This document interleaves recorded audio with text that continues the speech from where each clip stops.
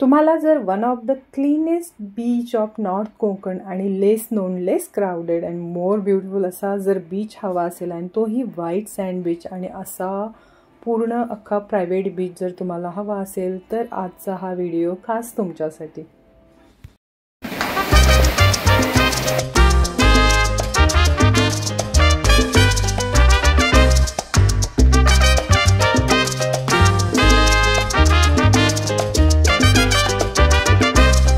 पुण्यापासून 165 kilometre अंतरावरती आणि जवळजवळ 4-4.5 तासाचा प्रवास आहे या बीचपर्यंतचा. आणि आम्ही हिंजवडी, पिरंगुट, ताम्हिणी घाट मार्गे आरवी बीचला चाललो आहे. आणि सकाळी ब्रेकफास्ट नाश्ता करायला आम्ही जोशी वडेवाल्यांच्याकडे थांबलेलो आणि तिथून पुढे करवंद, जांभळं, अगदी रानमेवा ताम्हिणी घाटात तर भरभरून होता. आणि उन्हाळा चालू असला तरी ताम्हिणी घाटात थंडावा जाणवत होता. मस्त वाटत होतं. अगदी आम्ही AC बंद करून या घाटात एन्जॉय केलं. आम्ही सकाळी 7ला निघालेलो आणि 12:45ला आम्ही आमच्या होमस्टेवरती होतो. कारण उन्हाळा होता त्यामुळं होमस्टेवरती जाऊन फ्रेशनप व्हायचं, जेवायचं मस्त आणि थोडा वेळ आराम करून नंतरनं बीचला जायचं संध्याकाळी, असा हा प्लॅन होता. तर मी तुम्हाला या होमस्टेची, या प्रॉपर्टीची टूर देते. आणि इथं एक छोटंसं मंदिर आहे. आल्या आल्या म्हणजे अगदी कडक ऊन आहे तरीसुद्धा झाडांची सावली आहे. मस्त गरमी तर वाटत आहे पण सावली पण आहे. नारळाची, पोपळीची झाडं आहेत इथं.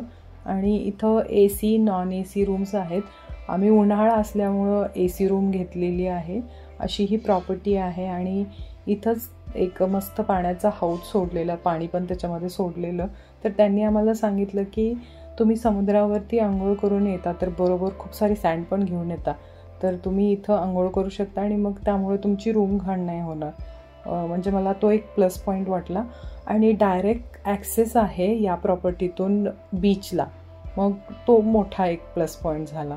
आता मी तुम्हाला आमची रूम टूर देते. रूम अगदी बेसिक आहे. AC आहे फक्त इथं. क्लोजेट नाही आहे, वॉर्डरोब वगैरे काही नाही आहे. बेड आहे असा 2 ह्याचा क्वीन साईज. आणि त्यांनी एक्स्ट्रा बेड्स देऊन ठेवलेत खाली. बाकी रूम अगदी सिंपल आहे, बेसिक आहे. बाथरूम आहे, क्लीन आणि स्वच्छ होतं सगळं. तर आम्हाला खूप तडाख्याची अशी भूक लागलेली आहे आणि त्यांची स्वतःची खानावळ असल्यामुळं आम्हाला दुसरीकडे कुठे जायचा प्रश्नच नव्हता.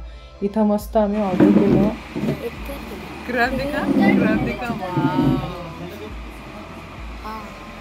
आधी क्रॅब कसं आहे ते कसं काढणार, क्रॅब फोडायचं. जेवण अगदी मस्त होतं. सगळे सी फूड अगदी फ्रेश होते. क्रॅब, फिश म्हणजे पॉम्पलेट, सुरमई सगळं अगदी फ्रेश होतं. सोलकडीची टेस्ट तर खूप दिवसांनी मी कोकणातली अस्सल टेस्ट घेतली ती. आणि जेवणामध्ये चपाती, भाकरी दोन्ही ऑप्शन अवेलेबल होतं. जेवण खूप छान होतं. आणि बाहेरची लोकंसुद्धा इथं जेवायला येत होती, तर गर्दी तशी होतीच.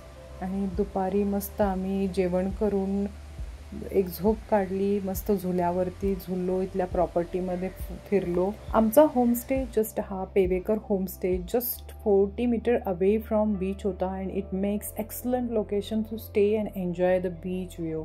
खूपच सुंदर अप्रतिम लोकेशन होतं. आणि डायरेक्ट ॲक्सेस तुमच्या बीचला, म्हणजे नाईटलासुद्धा तुम्ही इथे येऊ शकता.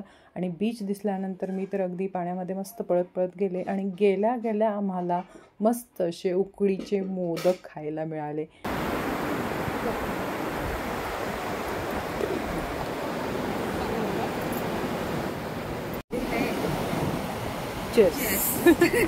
मोदक चीअर्स. हा जो आरावी बीच आहे तो जो पॅच आहे बीचचा जवळजवळ 5 ते 6 किलोमीटरचा आहे. आणि त्याला लागूनच कोंडिवली बीच पण आहे, तोही खूप सुंदर आहे. सनराईज, सनसेट बघायला इथं लोक येतात. खूप क्लीन. आणि आम्ही गेलो त्यावेळी अक्षरशः कोणी नव्हतं या बीचवरती. अगदी प्रायव्हेट बीच झाल्यासारखं मस्त आम्ही एन्जॉय केलं. पक्षी, अगदी ते पाण्यातले मासे खायला येत होते, ते बघण्यात एक वेगळाच आनंद होता. आणि आजची संध्याकाळ आम्ही इथंच सनसेट बघत घालवायचा प्लॅन केला. हा अरावी बीच किंवा अरवी बीच श्रीवर्धन तालुक्यातील म्हणजे रायगड जिल्ह्यातील श्रीवर्धन तालुक्यात येतो आणि वन ऑफ द हिडन जेम आहे. खूपच सुंदर बीच आहे हा. आणि कोकण किनारपट्टी म्हणजे जो नॉर्थ कोकण आहे त्याची जी किनारपट्टी आहे ती अगदी 5 ते 10 किलोमीटरच्या डिस्टन्सवरती खूप सुंदर सुंदर बीचेस तुम्हाला बघायला मिळतील. म्हणजे दिवेआगार झाला, श्रीवर्धन, हरिहरेश्वर, आणि त्यापैकी खरंच सगळ्यात सुंदर बीच आणि सिनिक आणि क्लीन बीच जर तुम्हाला हवा असेल तर तो अरावी बीच आहे. मग आम्ही इथं राहिल्यानंतर इथला आसपासचा जो परिसर आहे रात्रीच्या वेळी तो पण एक्सप्लोअर केला. रात्रीच्या वेळी पण खूप शांतता, निवांत आहे. अगदी totally out of the world आल्यासारखं रिलॅक्स झालो आम्ही इथं. आणि मी तुम्हाला प्रॉपर्टीची पूर्ण मेन एंट्रन्सपासून टूर देते. सकाळी मला ती घेता आलं नव्हतं आणि रात्रीचं ॲटमॉस्फिअर काही वेगळंच आहे इथं. आणि रात्री इथं खूप गर्दी होती जेवायला, त्यामुळं जेवण आम्ही आमच्या रूमवरतीच मागवलेलं. रात्रीच्या जेवणातही आम्ही दुपारचा जो सेम मेन्यू होता तो रिपीट केला आणि रात्रीचंही जेवण अगदी चविष्ट होतं. मस्त एन्जॉय केलं जेवण. आणि बाहेरचा जो परिसर होता तिथं मस्त क्रिकेट वगैरे खेळलीत मुलं आणि मस्त एन्जॉय करत आम्ही नाईट इथं छानपैकी स्पेंड केली. आणि इथला जो स्टे बघून हे सगळं बघून आम्हाला वाटलं की अजून एक दिवस आपल्याला हवा इथं बीचवरती स्पेंड करायला. तर दुसऱ्या दिवशी सकाळी आम्ही 7 वाजता बीचवरती पोहोचलो आणि इथं मस्त असे सुरूच्या झाडावरती दव साचलेले आणि शनिवार असल्यामुळं थोडंसं बीचवरती लोक दिसत होते. आणि बीच म्हणजे इथं पोचल्यानंतर बीच समुद्र तर पूर्ण असा आतमध्ये गेलेला आणि पूर्ण व्हाईट सँड साईडला दिसत होती. आणि बीचवरचा मॉर्निंग वॉक, आहा काय तो स्वर्गानंद. सकाळच्या ब्रेकफास्टमध्ये पोहे, चहा आणि घावण होतं मस्त. तो अगदी कॉम्प्लिमेंटरी नव्हता, तो त्याचे तुम्हाला एक्स्ट्रा पे करायला लागतील. आणि तिथून पुढं आम्ही प्लॅन केला की अरावी बीच थोडं एक्सप्लोअर करायचं आणि त्यानंतर इथेच कुठेतरी रूम मिळते का अरावी बीचवरती, एखादं रिसॉर्ट लकीली मिळते का असं प्लॅन होता, होमस्टे मिळते का, पण सगळे फुल होते. आणि मग आम्ही प्लॅन केला की एकतर दिवेआगार किंवा श्रीवर्धन, हरिहरेश्वर आपल्याला ऑप्शन आहेत. ते बघत आम्ही प्लॅन केला की जी कोस्टल साईड आहे अरावी बीचची ती करत शेखाडी बीचपर्यंत जायचं. कारण हा रूट अगदी सिनिक रूट आहे. एका साईडला मस्त असा समुद्र आहे, एका साईडला डोंगर आहेत. खूप एन्जॉयबल राईड आहे ही. आणि तुम्ही नक्कीच मॉर्निंगला किंवा इव्हनिंगला या कोस्टल लाईनवरती ड्राईव्ह करा, खूप मजा येईल. एकीकडे अथांग पसरलेला समुद्र आणि दुसरीकडे ह्या डोंगर रांगा, अगदी खूपच सिनिक रूट आहे हा. तर अरावी बीचवरती तुम्हाला वॉटर ॲक्टिव्हिटीज आहेत पण खूप अशा नाही आहेत. त्यासाठी तुम्हाला एकतर श्रीवर्धन किंवा दिवेआगार बीचला जायला लागेल. ॲक्टिव्हिटीज आहेत, असं नाही की ॲक्टिव्हिटीज नाही आहेत इथं. थोड्याफार वॉटर ॲक्टिव्हिटीज आहेत, आम्ही त्या केल्या नाहीत कारण आम्हाला फक्त बीच एन्जॉय करायचा होता. आणि आता आम्ही हा ज्या बीचवरती आहे तो आहे कोंडिवली बीच. लोक इथून जो सनसेट व्ह्यू असतो तो बघायला येतात. आणि त्यानंतर आम्ही प्लॅन केलं की शेखाडी बीचला जायचं. शेखाडी बीच म्हणजे तो पेबलसाठी फेमस आहे आणि तिथं आम्हाला लोकांनी सांगितलं की इथले जे पेबल्स आहेत ते लोक गोळा करून नेतात आपल्या फिश टँकमध्ये ठेवायला. आणि खूप सुंदर बीच होता, फक्त डीप होता. म्हणजे तो पोहण्यासाठी नाही आहे. पोहण्यासाठी तुम्हाला अरावी बीचच खूप सेफ आणि क्लीन आहे.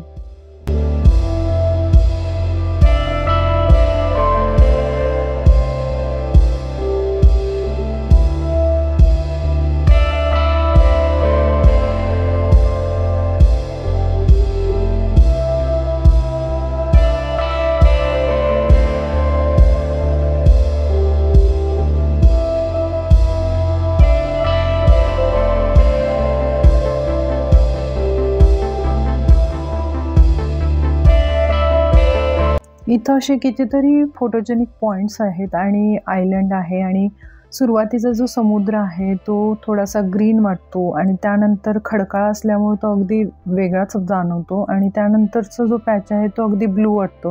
म्हणजे डिफरंट सीचे जे कलर्स आहेत ते बघायला इथं खूप मजा आली.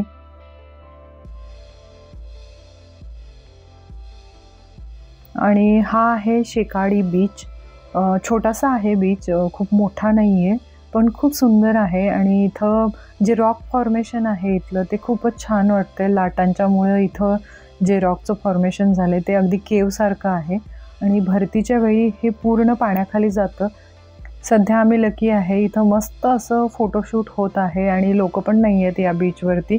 आणि आम्ही पण खूप सारे पेबल्स इथले गोळा केले. खूप छान छान खूप व्हरायटी होती पेबल्सची. एवढंच इथंच खाली खोल आहे, डीप आहे, डीप आहे उधर अंदर. आत नाही जायचं, आत नाही जायचं म्हटलं ना. शेकाडी बीचवरती खूप गरमी होती. मस्त नारळ पाणी एन्जॉय केलं आणि परत रिटर्न आम्ही अरावी बीचला जायचा प्लॅन केला, कारण आम्हाला एक होमस्टे बुक झालेला आहे, मिळालेला आहे. पेवेकर होमस्टे आणि खानावळचा रिव्ह्यू अगदी म्हणजे मी 10 आउट ऑफ 10 देईन, कारण खूपच छान एन्जॉयबल होता तो स्टे. आणि हा जो कोस्टल रोड आहे तो बघा, इतका सुंदर वाटतं. हिलवरून खाली जाताना अगदीच एक वेगळाच फील येत आहे. आपण कोकणात फिरतोय की बाहेरच्या कुठल्या कंट्रीमध्ये फिरतोय असा फील येत आहे. तर आजचा हा व्हिडिओ तुम्हाला कसा वाटला कमेंटमध्ये नक्की सांगा. आणि नेक्स्ट व्हिडिओमध्ये तुम्हाला आमच्या दुसऱ्या दिवशीच्या होमस्टेचा रिव्ह्यू आणि आसपासचे जे आम्ही बीचेस पाहिले त्याबद्दलचा असेल. तर नेक्स्ट व्हिडिओ पण नक्की बघा. आणि हा व्हिडिओ जर तुम्हाला आवडला असेल तर व्हिडिओला लाईक, चॅनलला सबस्क्राईब आणि शेअर करायला विसरू नका. भेटूया अशाच एका पुढच्या व्हिडिओमध्ये.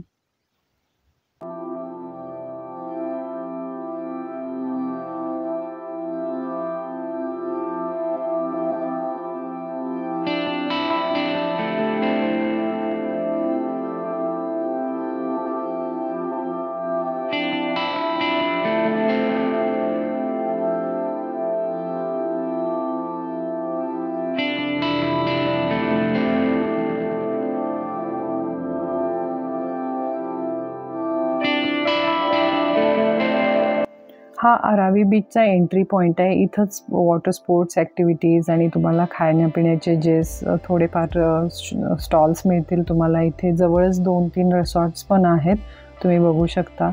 आणि इथला स्टे खूपच एन्जॉयबल होता.